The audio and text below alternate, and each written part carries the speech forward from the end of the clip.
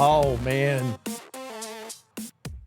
I don't understand what in the hell is going on with Atlanta weather.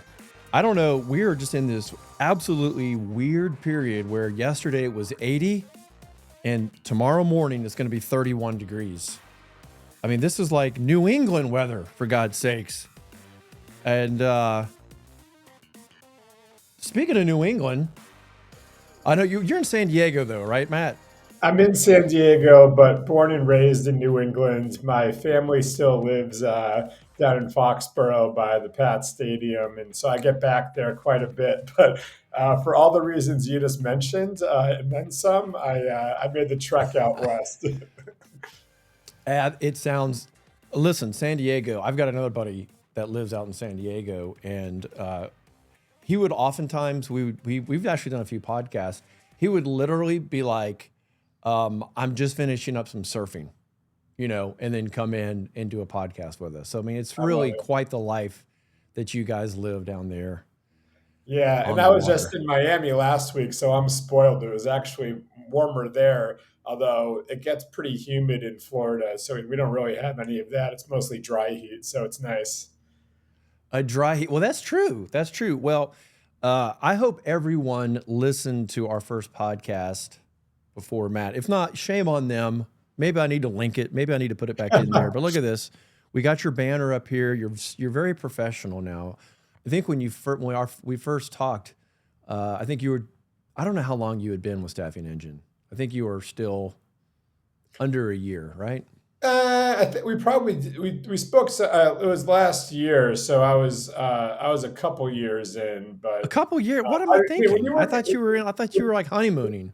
when you work at a startup, everything moves so damn fast. You kind of lose track of time. I think that's what it is. I think that's clearly what's going on here. Well, I know the advances in AI and automation and agents are advancing rapidly, and I know we've kind of talked about this quite a bit off air. And I think recently you were at the executive forum, and I really kind of wanted to pick your brain about that. What were your key takeaways? Yeah, I mean, AI is definitely the topic du jour, especially as it relates to technology. I think one of the things that we hear from our customers, and we certainly hear at conferences like Exec Forum, is that things are moving very quickly. It's obviously a challenging market. I mean, I don't know if you've checked your stocks recently, but the political there's a lot of political uncertainty, and that always weighs on the labor market. Don't And remind me. We started off so well with the San Diego talk, and now you're yeah, talking about well, my. I mean, you've got to You have to buy the dip, Matt. you've got to face the facts, and the fact of the matter is we work with a lot of staffing agencies that are trying to stay flat in some cases, and we also partner with agencies that sometimes are even going through rounds of layoffs, and as they are decreasing in headcount, they're wanting to understand how they make their existing team more productive. When I think back to when I first entered the staffing arena, the way that agencies grew revenue is hire more headcount and throw more recruiters and salespeople at it. But as AI has gotten better, along with automation, you don't have to always throw headcount at things to create a top line revenue. Technology is an enabler to allow agencies to do more with less and make their existing or a smaller team, in some cases, more productive than when they had more recruiters. Yeah, I think that's probably the best argument, honestly. It's one of those counterintuitive arguments that in a down market, in a challenging market, you would say, well, why would I want to invest? This is actually the time to invest right now. Invest right now in something that's going to improve your automation, improve your speed, give a better experience to everyone involved, right? Be quicker to the market, dominate your marketplace, get ahead of your competitors. Yeah, I know it's a scary thought investing money in technology in a downturn or in a pullback. When I worked at Bullhorn, we used to always share a Harvard Business Review, and it's repeated over the years where they tell you when the top performing companies seem to always invest in the downturn, so when that things do get better, they're further ahead, whereas companies that don't are scrambling to catch up. And so technology is moving so fast, and if you're not getting on the boat now, by the time you do start looking at adopting AI and automation, the companies that were doing it from day one are going to be 3 tiers ahead of you. Yeah, and I think that's the combin either it's like multiple fears, right? Fear of investing, spending money in a down market, getting into something that is a little bit, it can be confusing, I think, for leaders because a lot of your frontline workers are already using technology. I mean, they're already using it. They use it every day. They're dabbling with, DeepSeek or Grok or Chat, whatever. They're trying the different, they're using it. But the further you go up, if they're not using it, if the executives aren't using it, it can be kind of fearful for them. And then you have the third fear of, okay, well, how is this going to change and impact our business? So you really need a good partner to kind of look ahead and understand. And that's really why I wanted to talk to you guys at Staffing Engine today, because you guys have been advancing a topic in real life that has been talked about quite a bit, and that's the AI agents. And we're in this new area now, right? This you called it what? Agentive? What'd you call Agentic, it? agentic AI. Agentic, Yes. agentic AI. So explain what that is and some of the new advances that you guys have made, and So, how is that helping companies accelerate? Totally. And I want to tie it together with something that you just said, actually, that I think is really important before we start talking about the agents. Um, it is critical that leaders are using AI, finding examples of how to apply AI so that their end users have faith that they're using it themselves and using it the right way. I run a sales team. We use generative AI and other types of AI tools every day. And if I tell one of my SDRs go use AI, and I don't show them how I'm applying it as a sales leader myself, it's almost hypocritical.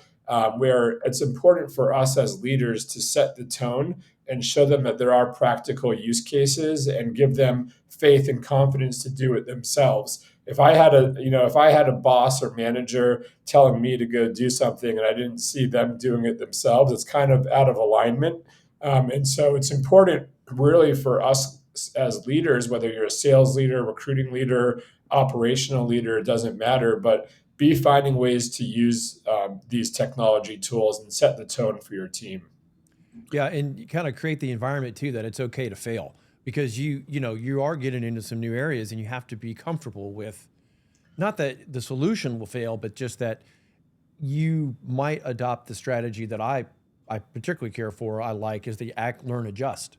Don't think of it as failure. It's okay. You just learned something. We just learned a lot by trying to implement this or change our processes. Yeah, So and I'm a technology buyer, not just a seller. I like to try everything, I always tell folks that reach out to me, I'll try anything if you give me a pilot. And we're the same way. We like to give folks pilots before getting in bed with us too, because there's nothing worse as a leader than making a bad buying decision and then being stuck with an agreement for 12, 24, 36 months and the stuff don't work or doesn't meet your needs or what you're looking for. that's the fear I was talking about too. Is how we're tied into this and we didn't understand it. Wow, I got us off course. Okay, so let's talk about AI agents and Yes. agentic AI. So the best example I can give is when you think about the first generation of AI assistants. You'd go to Chat GPT, or you'd find generative AI that links into your ATS CRM, and the end user would take action.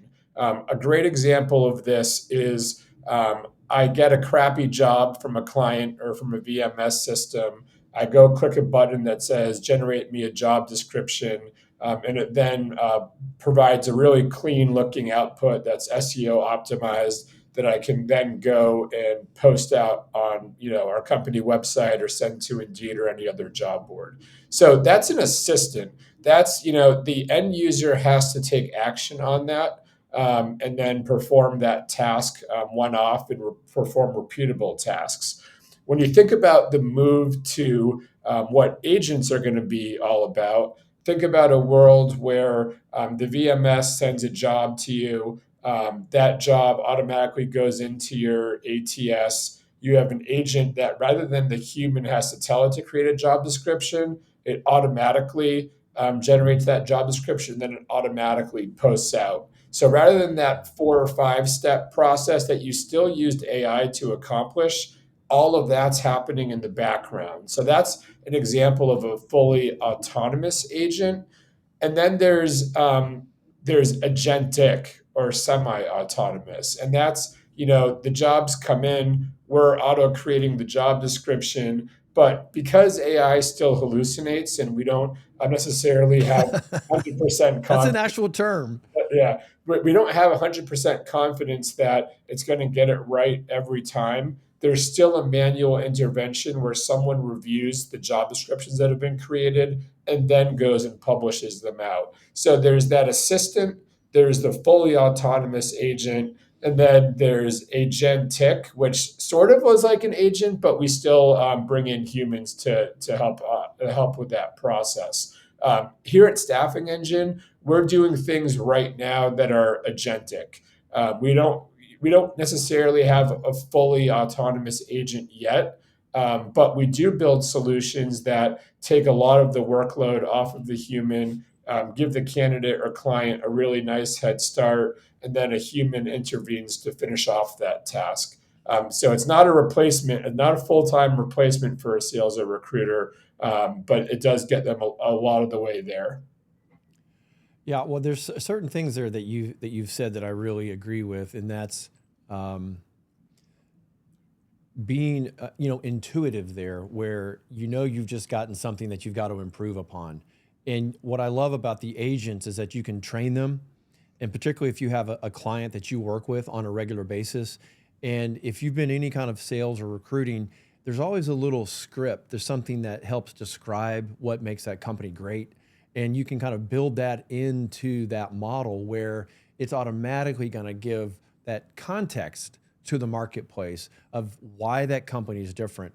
And I think that's where people have to see it's not just going to regurgitate something black and white. You can customize it. You can make it, use your voice, in your sales advantage, right? Yeah, I'll give you an example of how our technology has improved as the LLMs have gotten better, and agentic AI has come to the forefront. So, with our first generation of chatbots that we spoke about, this time last year, uh, they were really good. So, say an applicant comes to your website. You're a healthcare staffing agency or light industrial or professional, doesn't matter. The bot's there, it greets you. It's been trained on some of your staffing agency data, so it can somewhat intelligently answer questions and qualify you. But like the process is, you get greeted. You might have a question around benefits or pay, and if unless you ask it a very certain way, it gets stuck. That was the first generation of dumb chatbots and decision trees where you kind of predict what they're going to ask ahead of time. Now with agentic AI, we tie in your customized private AI knowledge model with the LLMs and like the context and all the different ways that they might answer that question. So now they could ask a question 10 different ways and they can get a good answer every time. The other thing that's really interesting is agents are a lot better at pushing and pulling data from databases. So, for example, if I come in, I say that I'm interested in Java developer roles. I give my name or an email address, or I upload a resume. It's smart enough to go into the ATS, do a lookup, look at that resume along with any fields in the ATS, supply it back to the end candidate, ask if that information all looks right or if they'd like to make any changes, and then go back into the database to do a job match.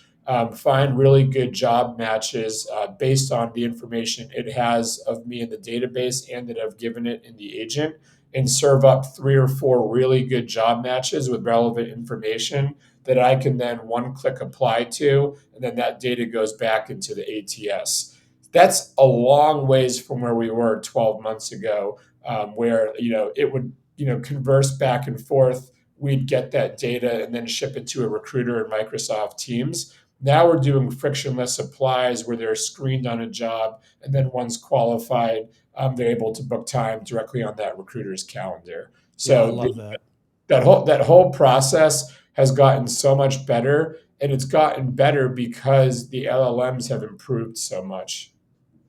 I think that's the biggest value add there is that it increases the user experience for the person who comes to the website, and then it quickly essentially redirects them to the recruiter of record and Yeah, helps facilitate. Because that's the next question they have is I'd like to talk to the recruiter. Well, let's go ahead and get that scheduled for you and booked. There's your whatever, your HubSpot link or your Calendly link, and it just shows yeah. up. Yeah, what I think's next.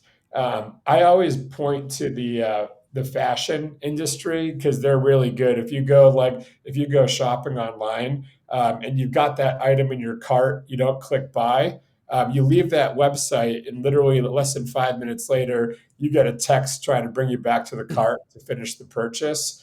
I think that where we want to get to is a world where okay, we've served up jobs or they've come and visited our job board, but they didn't click apply on anything. Like, let's automatically have an agent reach out to them to finish that process of applying to a job. Or the same way that the fashion industry would say, "Are you sure you don't want to complete this purchase?" Well, that's just classic retargeting. Yep. We're all very used to that. It's a little different, when you're on websites and it can kind of track you across. That would be pretty wild, if you're depending on the company or the product, whatever it is that the company sells. Other website that you're on, this little banner might pop up. Hey, do you remember you applied to this job? This is the industry that you're looking at now. This website. Why don't you go back? I know that's a little far ahead. Yeah. Well, I Um, mean, we say it's far out, but it's really not. I mean, I question how far away it really is because, we got access to the OpenAI operator. That's like the agent builder. And Jay, one of our founders, went in and he basically, created an agent that inherently knew how to search Bullhorn as an ATS and LinkedIn, so it could basically run multiple searches in the background to return results against jobs. So think about a recruiter who has to do that one at a time today. You could have 20 agents in the background always surfacing the best candidates for those jobs. Now, that's not a full agent yet. It still required the end user to input credentials for LinkedIn and credentials for Bullhorn. So it's human assisted. But soon, like, one of the things that's exciting about these agents is they know how to talk to each other. And so I think about how over the years, the SaaS providers have been very reliant on API connectivity back and forth. But agents pose a threat to even API connectivity because if they know how to deal with each other and work with each other without an actual direct integration, you can start doing some pretty cool things. I'm kind of curious. What is the sales environment out there now, for SaaS? What's the timeline, would you say? I know it always varies, but It, what are you it's seeing? well, I'll tell you the nice thing about being an AI solutions provider, and then the not so nice thing. The nice thing is that everyone's talking about it, right? And so, like, if we approach a staffing and recruiting agency with an AI solution, they're gonna at least have at least some interest in what you're doing a lot of the time. The problem is, like, we were on the World Staffing Summit virtual conference recently, and there was a speed pitch, and I think, like, there were 30 new AI companies that I'd never heard of overnight. I think I saw like 6 of them pitching voice AI. And so there's just so much noise right now, and I Yeah. feel it. I feel it too, as both a seller and a buyer, because I get hit up with with a shiny new sales AI tool every day. I can look at my inbox and I see someone reaching out to me, and so I think about like these staffing agency buyers that are not only getting hit up by staffing engine and some of like our legacy partners, but all these new guys who have a new tool, and it is overwhelming. I think, and it can be really hard to make a good buying decision, and it can be very easy to be evaluating 7 or 8 tools at once when it used to be 3 or 4. I think that what's really important is that before you go to the market to buy something, you have a really good grasp on the challenges within your business, and you go look at something that's going to directly impact that problem versus just Right. go demo every tool that reaches out to you. Right. You kind of have to know, but then sometimes you just don't know exactly where maybe you don't know where the bottleneck is too. But I mean, that's where guys like you guys are the experts, so you can obviously Yeah, help it's them always take a look easy at when their. when they know, and we can make some assumptions based on their size and what type of vertical they're in and that sort of thing, what problems they're experiencing. But like most of the reach out I get is really product focused and not problem focused, and I don't usually respond unless I get good reach out that addresses an active sales problem that we have internally. So you're saying they are responding better to the problems. I think that buyers in general, if you can hit on a pain point versus like, look at I my mean, new that's shiny classic. AI tool. Yeah. Yeah, I mean that's kind of the classic, right? And then if you've got a comprehensive suite, then you can show, we're capable of doing just more than that, right? Let's take a step back, and here's all the areas that we can fix. Look, I think it's great for people who want to do a demo. Do you still do demos? Is that still a thing for Yes, SaaS? we do demos. We typically like to have an introductory call before we do a demo because I hate just like being a demo monkey and showing and praying that it helps. So like we won't really show product unless we're pretty sure that we have a solution that can solve a challenge. So our process is we typically have a 30-minute discovery call. We'll show some relevant product on that if we think that we can help, and then that leads to a more custom tailored demo for that agency. But Yeah, that's good. we're always open to the conversation, and even if it's not staffing engine related, we've got a host of really good partners that do different things within AI and automation, and so we're usually quick to offer up a partner if it's a pain point that we personally can't solve. Yeah, that's great. What's the best way for people to reach out and kind of start that Yeah, process if they're ready? reach out to me on LinkedIn, Matt Dichter. My email's matt@staffingengine.ai. Either one of those channels is good. I mean, I'll even give you my cell phone. So Yeah, well, you're in sales. I mean, salespeople, our phone numbers. I mean, we'd put them on totally, yeah, billboards if we it's could. out. I know it's out there on Zoom info. Yeah, someone's taken your card and swapped it in, and for the data that they wanted. Yep, Um, exactly. Look, I think I personally, I'm thrilled that I get to know you guys on the front end of this, because this is the area that I see is the future, is the agentive, and this is Yeah, what we need. You know, yeah, the and I smart agents that go across the different functions, and then the central agent that directs everything. I know right now that's the vision, and I'm here for it. And to be honest with you, I think I need to schedule a demo. I think I need to schedule with you guys I because love it. we keep growing. We've got branches now all over the Southeast, California, Texas, and I don't want us to fall behind. You got to. This is a great time to do it, Matt. As always, my friend, great talking to you. Yeah, you too. I appreciate you having me on again. Let's do it again soon. We absolutely will do it again. Do you surf? Are you a big water guy? I'm not a surfer. I do play a decent amount of pickleball, but I'm more of like Man, land sports and water sports. it's blowing up. we're not far from a park down the street, and they just I bet added. it's always filled. It is. I think they added like 12 courts, and it's gotten so big when you used to see the tennis trainers. They'd show up with that little basket with all their ball. They're doing this with pickleball.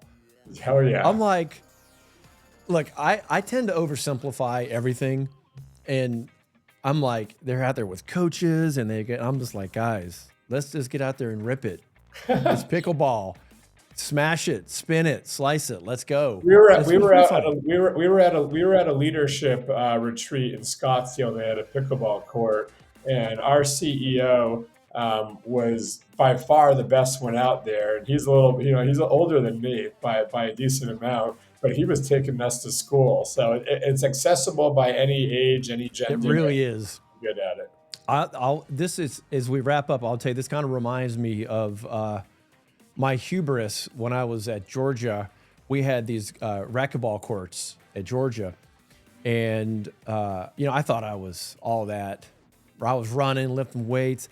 I went into this pickleball racquetball court, and this guy was literally a senior citizen. He literally took me to school.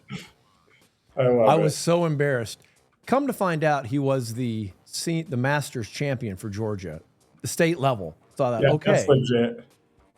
that was legit. But the point was, it was very accessible, and so that's why I'm into pickleball. I think pickleball is great. All right, listen, I hope folks reach out to you. Let's get those demos going. I'm not paid to say that. I'm just a promoter. I love it. I think this is where staffing's going. I think our industry has been lagging behind for far too long, and it's time now that we fix that. And Matt, I appreciate you guys at Staffing Engine stopping by today to share the updates. You got it. Thanks, Tony. We'll talk soon. All right, buddy. We'll see you soon.